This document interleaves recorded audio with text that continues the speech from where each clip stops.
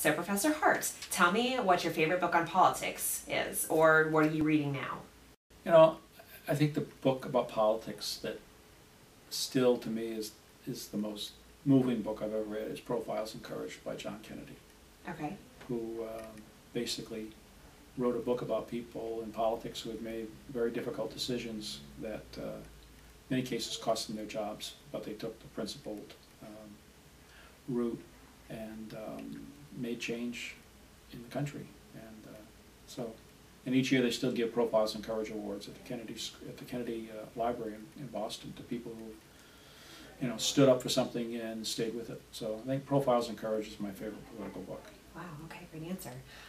What do you think your greatest personal discovery is? My greatest personal discovery was my wife. So sweet. Okay, what was the most important or pressing issue when you were in college in politics, in the political realm? I guess the most pressing political issue when I was in college was civil rights. And it was the beginning of the civil rights movement, quickly followed by women's rights, and then of course Vietnam. So I lived, my college years were in the midst of all that. So were you an activist, or were you more of a pacifist? Did you not participate in the movement? No, I was going to school. I was becoming a scholar, and so I wasn't. And I had a 2-year-old son, so I was not an activist, but I was very keenly concerned and aware of the issues of the day. Okay, great. Describe politics in your hometown in one word, if you can.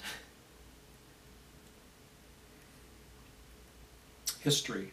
Also, where are you from?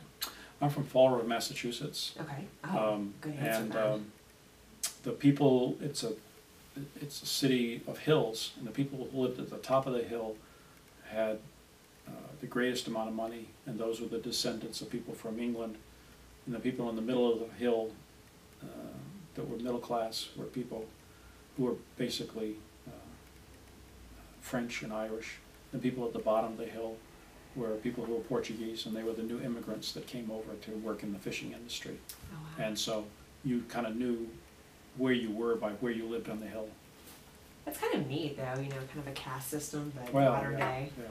But, okay, and the last question is, who is your favorite founding father? I think my favorite founding father, if you consider him one, is Benjamin Franklin. Yes, okay, I consider him one. Because he was not only a politically very deft, but because he was really a scholar in an informal kind of way. So, and he had a great wisdom and a great sense of humor. Great. Well, thank you so much for taking the time to interview with me. I really do appreciate it.